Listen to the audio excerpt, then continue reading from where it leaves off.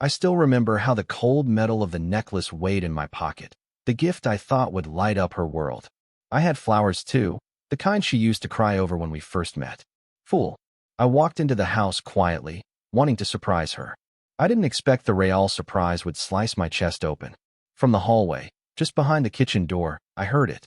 My son, 12-year-old Ben, my pride, whispering, like it was some sacred conspiracy. You only have one life, Mom. You need new experiences, new men.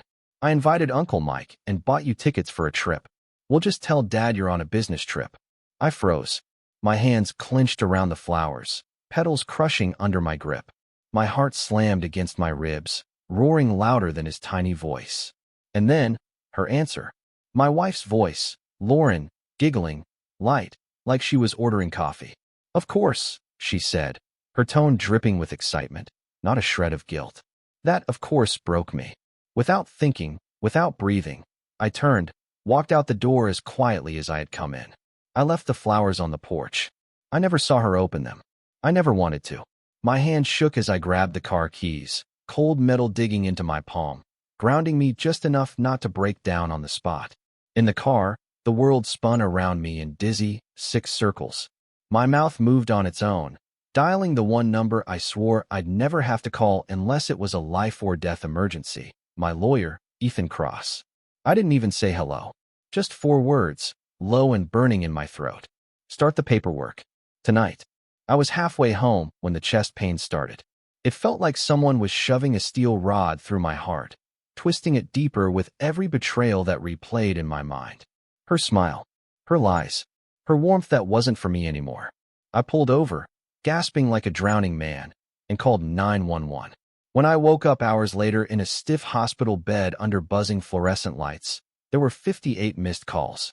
58 desperate little bombs waiting for me on my phone.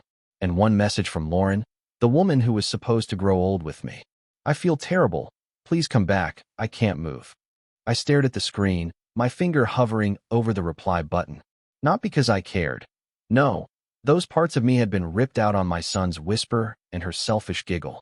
No, I hovered because part of me wanted to burn her world down, the way she'd burned mine. Lying there, chest wrapped in monitors, breathing through the pain, I made a decision that would change everything. I wasn't going to cry. I wasn't going to beg. I wasn't going to be the broken man she and Mike probably laughed about behind my back.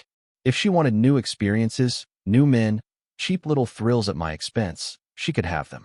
I would make sure she got exactly what she wanted. And I would take everything else with me when I left. Starting with my son. Starting with my dignity. Starting with her stupid, fake, perfect little life. And I wasn't even close to done yet. The hospital let me out after a few hours, with a warning to reduce stress. Yeah, sure. Let me just erase the image of my wife scheming with our son to betray me. No problem. I didn't drive straight home. Instead, I parked 3 blocks away and sat in the dark, breathing, watching the lights flicker in the windows of what used to be my sanctuary. My hands itched to rip the door off the hinges, to scream in her face. But I knew better. Screaming would just make me look weak. Pathetic. Exactly how she already saw me. I needed to be smarter than that. I needed to know everything. When I finally stepped inside, Lauren was sitting on the couch, her face pale and streaked with mascara. She looked like she had been crying for hours, and maybe she had. Too little, too late. Ben's sleeping, she said in a small voice. I'm sorry, Jason. I didn't respond. I didn't even look at her. I went straight to the bedroom. I didn't want an apology. I wanted evidence. And I found it fast. While she was pretending to sleep on the couch, I tore through her things. It wasn't even hard. She was sloppy. Her old handbag, the one she stopped using months ago, had a hidden zipper I never noticed before. And inside, a second phone. I sat there on the edge of the bed, feeling like I'd stuck my hand into a bucket of snakes. My fingers trembled as I scrolled. Message after message after message with Uncle Mike. Only he wasn't an uncle at all. They joked about meeting up in hotels. They called me the old man, the free babysitter, the idiot. One message stood out, dated 2 days before her birthday. Can't wait for our getaway. I've been bored stiff at home, pretending to be a wife. Pretending. That word felt like a blade against my throat. How long had she been pretending? Weeks? Months? Years? I put the phone down carefully, like it was a bomb. Lauren stirred on the couch. I could hear her shifting under the thin blanket she dragged over herself like it could hide what she'd done. I sat there, in the darkness of our room, watching the woman I thought I loved sleeping in another room like a stranger. No, not a stranger. A traitor. Something cold clicked inside me. No more trying to work it out. No more family counseling. No more pity. She wasn't the woman I married. She was the woman who killed my marriage, slow and silent, with fake smiles and lies. And as I lay there, I started making a new plan. First, I needed to protect Ben. He had no idea how badly she was poisoning everything. Second, I needed to protect what was mine, my house, my money, my future. Third, I needed to show her that not every man she trampled would just roll over and take it. By morning, I would have everything I needed. By morning, Lauren would realize she picked the wrong man to betray. And Mike? Mike would learn that sleeping with another man's wife isn't just dangerous. It's deadly. Morning sunlight sliced through the curtains like a blade. I hadn't slept. I hadn't even shut my eyes. I lay there, cold and patient, like a hunter watching his prey stumble into the snare. Lauren shuffled into the bedroom just after 7, her hair a mess, wearing one of my old t-shirts like it was supposed to mean something. "Jason," she said, voice shaking. I'm so sorry about everything. I don't know what I was thinking. I messed up." I stared at her, silent. It made her nervous. Good. She kept talking, her words coming faster now, clumsy and desperate. It didn't mean anything. "Mike, he's nobody. It was just a mistake. A stupid, meaningless mistake. I swear it won't happen again." A mistake? She had planned a whole trip with the guy, bought tickets, lied to our son, and she called it a mistake, like she accidentally dropped a glass? "How long?" I asked, voice like steel. She blinked, swallowed. "It wasn't. I mean, it started a few months ago, but I never stopped loving you. It was just, I was lonely. You're always working, always tired." There it was. The classic reversal. Somehow, it was my fault she spread her legs for Mike. Typical Lauren. Always the victim, even when caught with blood on her hands. I got up, slow and controlled. My heart was pounding, but my face stayed calm. I walked over to my dresser, pulled out a small black box, and opened it. Inside, a tiny recording device. Her face drained of color. "You bugged me," she gasped, voice shrill. "No," I said evenly. "I bugged the house. After Ben's whisper. After your giggle. After your of course." I could see the war behind her eyes. Fight or flight. She chose wrong. "I'll tell everyone you're crazy," she screamed. "Abusive. Stalking me. You'll lose everything." I laughed. Actually laughed. The sound scared even me. "You're going to tell people I bugged my own house? The house I pay for? To catch you cheating with a man who's pushing 40 and still lives with his sister?" Her mouth opened and closed like a dying fish. No words came out. I stepped closer until I could smell her fear, sharp and sour, like old sweat. "You're going to pack your things," I said. "You're going to leave. And you're going to sign the divorce papers when they hit your desk. No alimony. No custody. No mercy." "You can't do that," she whispered. But she knew I could. She knew I would. "You helped me, Lauren," I said. "When you chose Mike. When you taught our son to lie for you. You gave me everything I needed to burn you to the ground." Tears welled up in her eyes, and for a second, a very stupid part of me almost felt bad. Almost. But then I remembered the messages. The hotels. The laughter. The betrayal. I turned my back on her. And when the door slammed behind her, it sounded like a gunshot in my chest. It wasn't over. Not even close. Now it was time to hit Mike where it hurt. Because if Lauren thought she could waltz off into the sunset with her new adventure, she had another thing coming. No. Uncle Mike was about to find out that screwing over the wrong man had consequences. Deadly ones. By noon, Lauren was gone. She packed 2 suitcases, stumbled around the house like a ghost, trying to look pitiful, maybe hoping I'd stop her, break down, beg. She didn't get it. The man she married was already dead. She buried him with every cheap thrill she shared with Mike. As soon as the door clicked shut behind her, I got to work. Mike wasn't just a homewrecker. He was sloppy. Dumb enough to leave trails a blind man could follow. In his messages to Lauren, he bragged about winning big at shady poker games, talked about under-the-table deals at his construction job, even joked about his cash-only side business. All I had to do was put the pieces together and aim them like a loaded gun.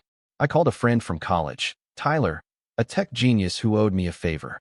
Need some dirt, I said simply. Tyler chuckled. Name: Mike Carter. Lives on Hemlock Avenue. Drives a black Dodge Ram. Thinks he's untouchable. Tyler whistled. Give me a few hours. While Tyler worked, I went to Ben's school early. I signed him out under family emergency. I didn't want him anywhere near the house when the next storm hit. Ben climbed into the car, confused. Where's Mom? He asked, looking around. She's away for a while, I said, keeping my voice calm. We're gonna hang out, just us guys. Like old times. He smiled, relief flashing across his face before he could hide it. Even at 12, he knew something rotten had been growing between us. I drove him to my brother Nate's house across town, left him there with pizza and video games. Safe. Then I headed back to finish what Lauren and Mike started. Tyler called around 6. Got something, he said. You're gonna love this. Mike had 2 outstanding warrants. One for unpaid fines, one for failure to appear in court on a DUI. Small stuff. Not enough to bury him yet. But then Tyler dropped the real bomb.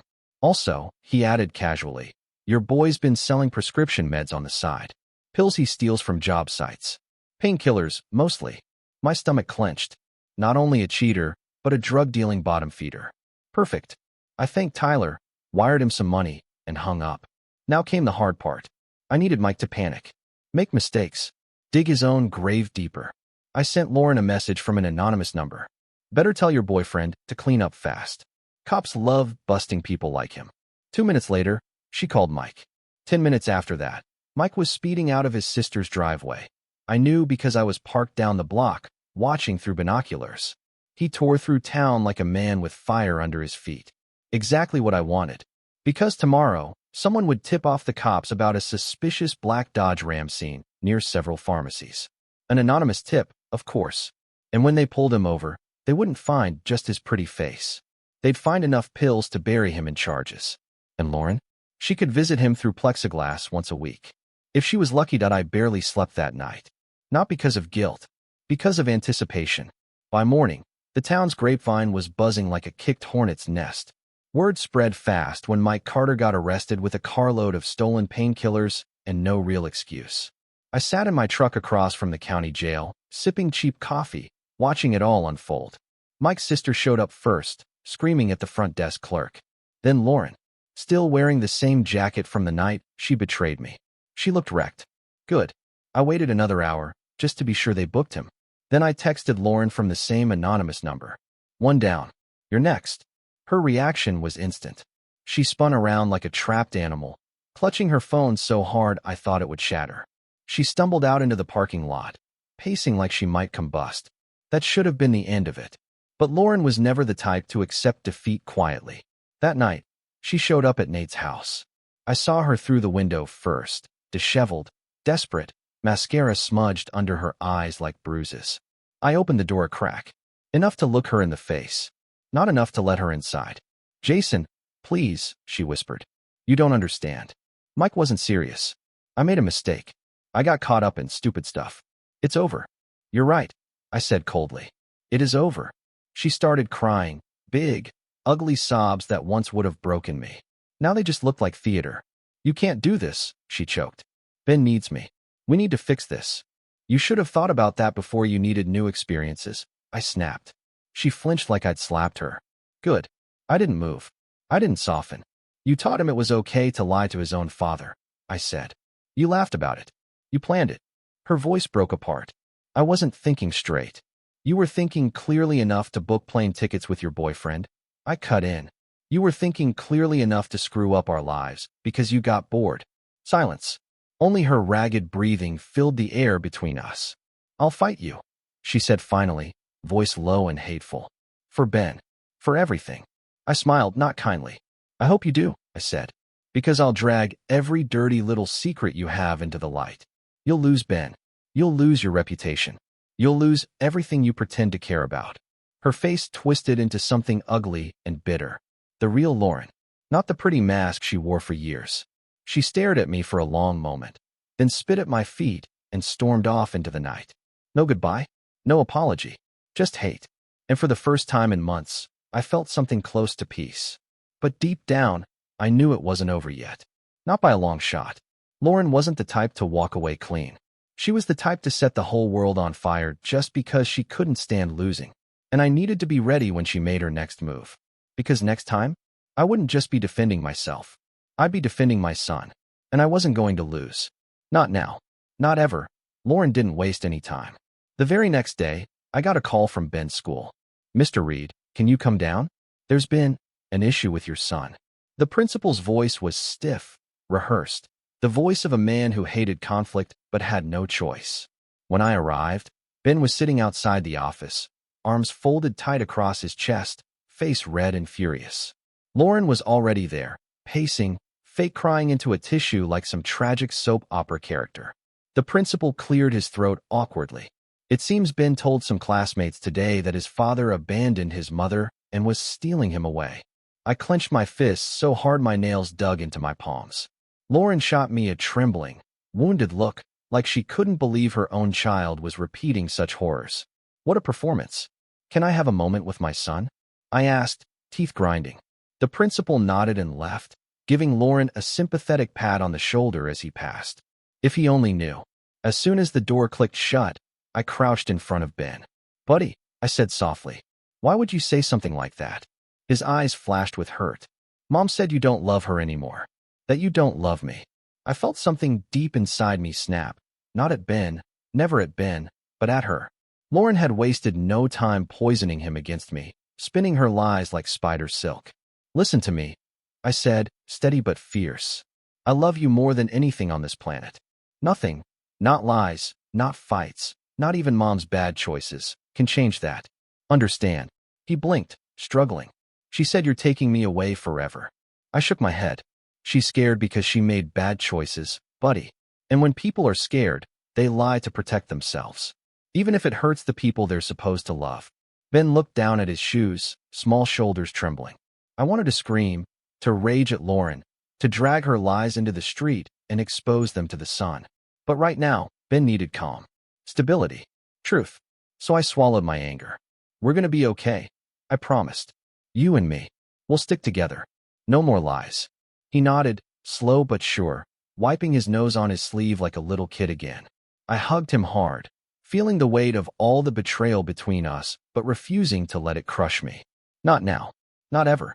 When I stepped back into the hallway, Lauren was waiting, arms crossed, face tight with rage.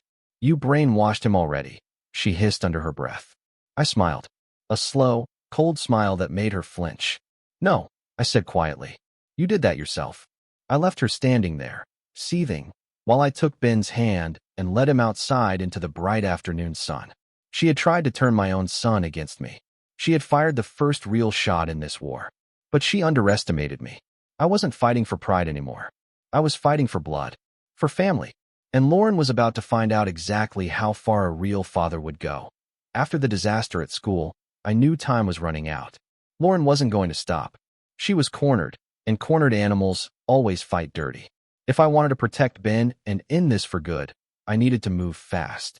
I met with my lawyer, Ethan, the next morning. We sat across from each other in his cold office, legal pads stacked like ammo between us. "She's trying to paint you as unstable," Ethan said, flipping through the files. "Emotional manipulation. Parental alienation. Classic." I leaned forward. "She's poisoning my kid against me, Ethan. I want full custody." He nodded. "We're going to need to show she's a danger to Ben's emotional well-being. We need evidence." I smiled grimly. "I've got it. The recordings. The messages. The proof that she used our son like a pawn." All of it was now neatly organized, time-stamped, undeniable. And I had something else too. Witnesses. Mike's sister had reached out the night before, quietly, scared. Turns out, she hated Lauren. Thought she was trash from the beginning. When Mike got arrested, Lauren tried dragging his sister into the mess, begging her to lie about where the pills came from. Bad move. People will put up with a lot until you threaten them. She agreed to testify. She had texts, too. I had everything. All the weapons were loaded. Now, it was just about timing. Ethan filed for an emergency hearing, full custody, citing emotional abuse. The court date was set for 2 days later. Lauren didn't see it coming. She was too busy trying to play the victim, posting sad little quotes about forgiveness and growth on social media, trying to make herself look like some wounded hero. Pathetic. Ben and I stayed with Nate in the meantime. Safer. Cleaner. No risk of Lauren trying some last-minute stunt. And she tried. Oh, she tried. She showed up at Nate's door at midnight, banging like a lunatic, screaming my name. I didn't answer. I watched from the upstairs window as she sobbed, cursed, begged, cycling through emotions like a broken record. Nate called the cops before she could break anything. When they arrived, she turned on the waterworks instantly, but they weren't buying it. They knew her type. Lauren left in the back of a cruiser that night. Not arrested, just escorted away. Still, the neighbors saw. More witnesses. By the time the court hearing came around, Lauren looked like hell. Disheveled. Desperate. Not the loving mother she tried to play. I sat there in my suit, calm, collected, every piece of evidence lined up like soldiers behind me. The judge barely looked at her twice. When he slammed the gavel down, awarding me full custody, temporary pending final ruling, Lauren's scream echoed across the courtroom like a dying animal. It was over. Or almost. Because when the judge said a full evaluation for her fitness as a parent, I saw something flicker behind her eyes. Hate. Pure, burning, unfiltered hate. She wasn't done. Not yet. And neither was I. Because this wasn't just about winning custody. It was about burning every bridge she tried to cross back into my life. And making sure she never touched my son's world again. The day after the hearing, the house felt different. Quieter. Almost sacred. Ben sat on the living room floor building a Lego city, humming to himself, free in a way I hadn't seen in months. No tension. No lies slithering through the walls. Just peace. It was fragile, like holding a newborn bird in your hands, but it was real. I watched him for a long time, memorizing every moment. This was what I fought for. Not revenge. Not pride. Not to win some stupid war against a cheating, lying woman. For him. For my son to have a chance at growing up clean, without poison drip-fed into his heart. Lauren tried to call, of course. Tried to message. At first, it was the fake apologies. I made a mistake. Let's fix this for Ben's speeches. Then the anger. You stole my life. You brainwashed our son. You're a monster. I didn't respond. Not once. I blocked her number. Blocked her email. Filed a restraining order for both me and Ben. Lauren was just noise now. Distant thunder from a storm we had already survived. Mike? He pled guilty to drug charges to avoid a longer sentence. He was sitting in county jail, staring down 2 years minimum. Lauren didn't visit. No surprise there. Her kind didn't visit broken toys. They just moved on to the next. I heard she was already sniffing around new men, trying to find another adventure to numb the failure clinging to her like a bad perfume. Let her. Let her lie to them.